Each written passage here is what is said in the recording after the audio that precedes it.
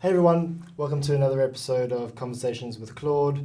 My name's John, I'm the Head of Developer Success here at Trilitech, working on the Tezos ecosystem. And of course, I have with me, as always, the man, the legend that is Claude, and I'll let him introduce himself to you all, and then we'll get started. Hello everybody, so I'm Claude. I'm the developer advocate here at Trilitech, and I've been working in the Tezos ecosystem for the past 3 years.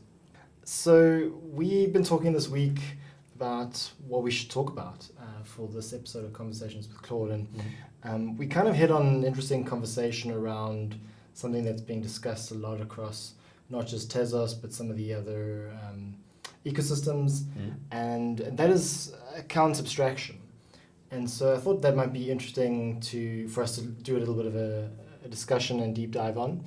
And I guess taking a step back, maybe we start with wallets and how they work, and then where account abstraction kind of comes into play. So let's just start right there. Like, how do wallets work? What is a wallet? And then let's go from there.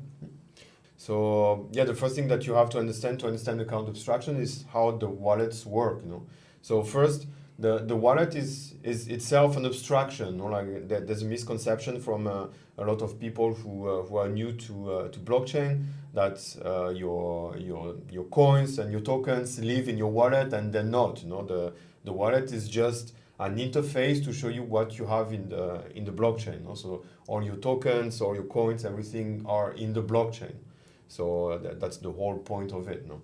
So the wallet just represents that in a user-friendly way, and so that kind of account, that exists on the blockchain is called an implicit account on Tezos.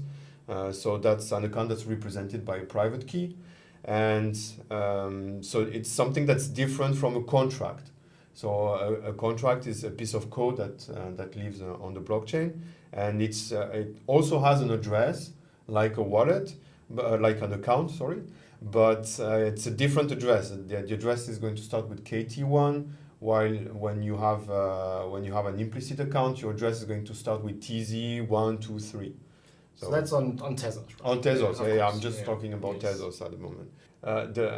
The main difference between the two is that the implicit account is just it's an account, so you can use it to hold the balance of XTZ, of Tezos, or of tokens, and you can use it to sign transactions, to interact with the blockchain.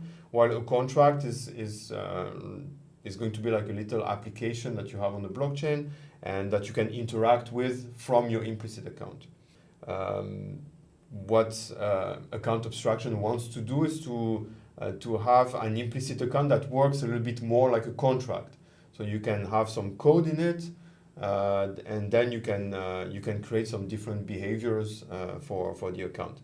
That's something that's very interesting to do because, like from the descriptions that I've just given, you can understand that there are some limitations to having an implicit account.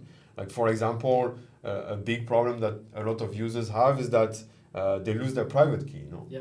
So like they don't. You have to remember either that long number, or you have to remember your seed phrase. So all those 24 words.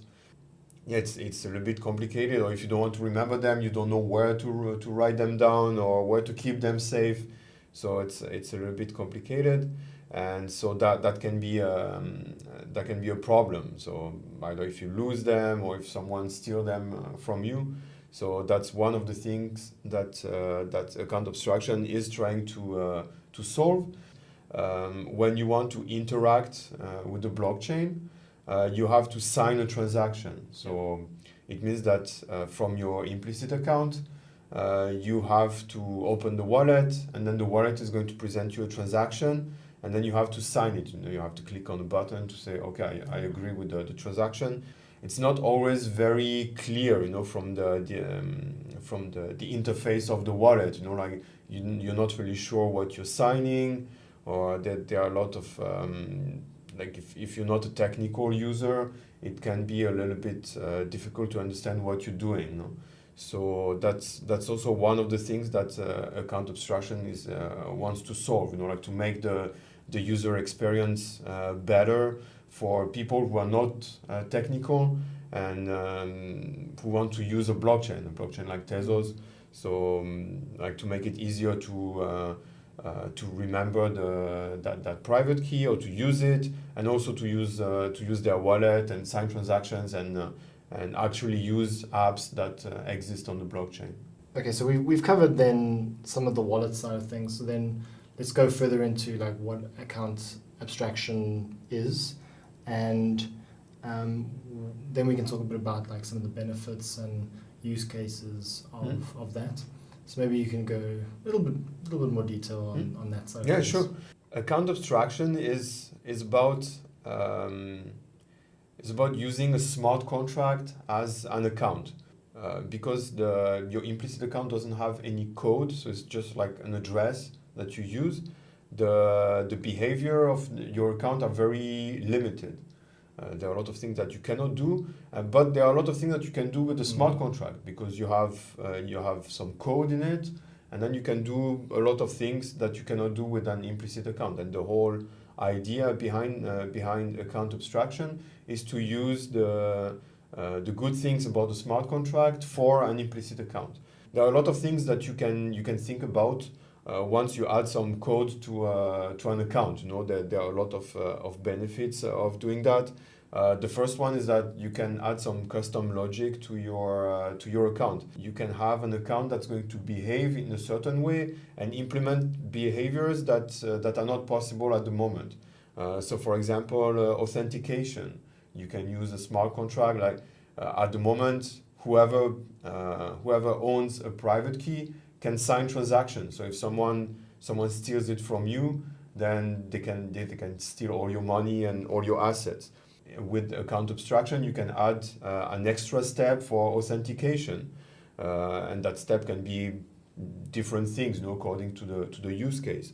There are also, for example, if someone steals your private key at the moment, they can just empty your account. Like if you have thousands of Tezos in your account, that they're just gone. But with account abstraction, you can have, for example, withdrawal limits. It means that you can have like your bank account, like it's something that exists for bank accounts too. You can withdraw a maximum of 100 Tez per day. So if your private key is compromised, then you know that they are just going to be able to steal like 100 Tez until you can do something. And this one too, with account abstraction, you can have a mechanism where you can block your account.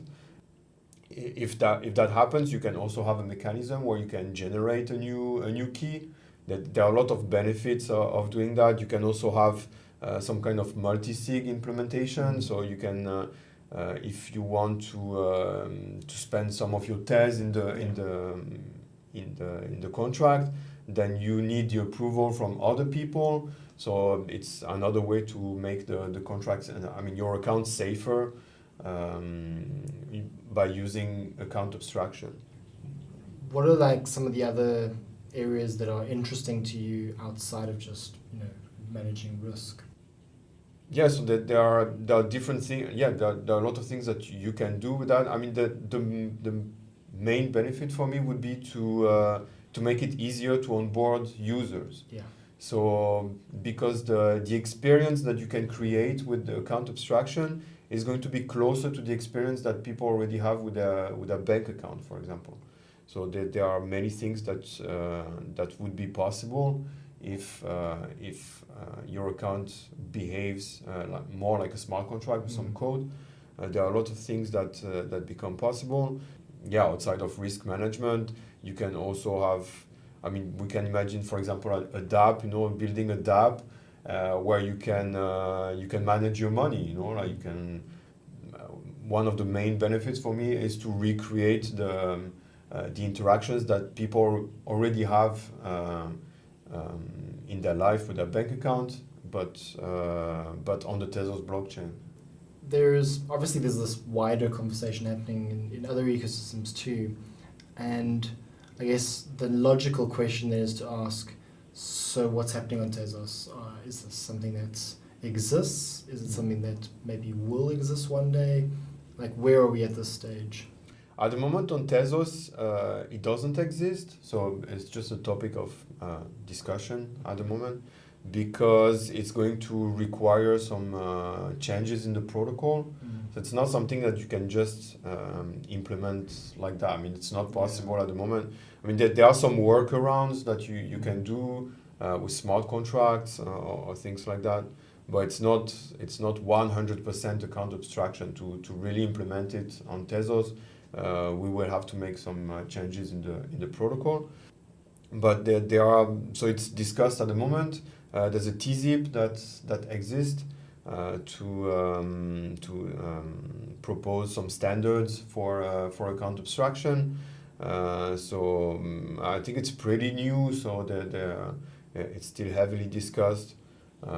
So we can find the best way to implement it. And there are a lot of things to take into account when you want to implement account abstraction. So probably the first thing to take into account would be the interactions that exist already with wallets, because that's going to create a whole new range of interactions with your wallet, because actually we're going to create a new kind of account on Tezos. So a type of account with some code and some logic in the code. So there are some changes that have to be done first, because we already have some standards for wallets. For example, the standard that Beacon implements. So there are some changes that have to be done at this on this level for wallet interactions. There are also a lot of discussion about how account abstraction should be implemented on Tezos, because it looks like we want to take a path a little bit different from for example, Ethereum. It looks like, according to the Tzip that exists at the moment, there's something, so that the account abstraction wouldn't be like totally direct, but we would have some kind of, so in the Tzip it's called proof of event. So it means that actually the account that would be created would react to different events and would react to different interactions, sorry, and would emit events that could be caught by a dApp. That's a better way of doing it, because it creates a richer experience for the users, because the dApps are going to be aware of the interactions, and are going to be aware about how the accounts are going to react to these interactions. So I think that's a better approach to do it like that. So we can, because the whole idea is to create a better experience for the users. So I think that's a better approach to use events like that on the blockchain to create that experience that we want to create. So I guess to summarize this last point around, this is a lot of it's still in discussion. There is some great ideas. It's definitely exciting, but at this stage it's conceptual. So there's some work being done, but it's very early stages. Are there any other ecosystems at this stage that have gone a step further that you're aware of, that where this does exist? I don't think so. So I think that there are some blockchains where the accounts are a little bit more like smart contracts. I'm not 100% sure, but I think I saw things like that where the accounts already behave a little bit more like smart contracts. So you can have some code in it. So it depends how the blockchain was structured at the beginning. But the blockchains that don't have that are still, like for example Ethereum, they are still discussing how to do it in the best way possible. So at the moment it's an idea that is just discussed. Yeah, it's very interesting. I think it's because the blockchains have come to some kind of level where people understand that the best way to onboard new users is to recreate the experience that they already have in Web 2. So that's why a lot of blockchains, including Tezos, are starting to think about account abstraction so we can recreate the same experience. Got it. Great. Well, I'm really looking forward to seeing more about that, and thanks for sharing some of your insights. Before we leave, I will mention, of course, that we discussed earlier that you're once again planning to go out for tacos after this, so you have something to look forward to. What is the obsession with tacos? Where does that come from? I'm sure people want to know. Yeah, so it's part of the history of Tezos. So I mean there are multiple theories about that. Where does your obsession come from? Well, I just like tacos. Like it's a great food, you know. And it's very versatile. So you can. I mean, it's just some like tortilla, and you put whatever you want in it, you know. Like so, it's a very it's a little bit like Tezos, you know. Like I was just gonna say, yeah. That's where your obsession comes from. Yeah, you love Tezos, so you love tacos. Like you can adapt, you know, the feeling of the taco. So yeah, according to what you want it to be, you can change it, you know, just like Tezos. Yeah. Love it. Okay, great. Let's wrap up there. Thanks everyone for watching, and as always, let us know if there's something else we should talk about, or if you have ideas for anything that you'd love to hear from us. And again, thanks for watching. There'll be some links in the description, and as always, follow Claude on Twitter, and yeah, we'll see you again soon. Bye-bye. Bye.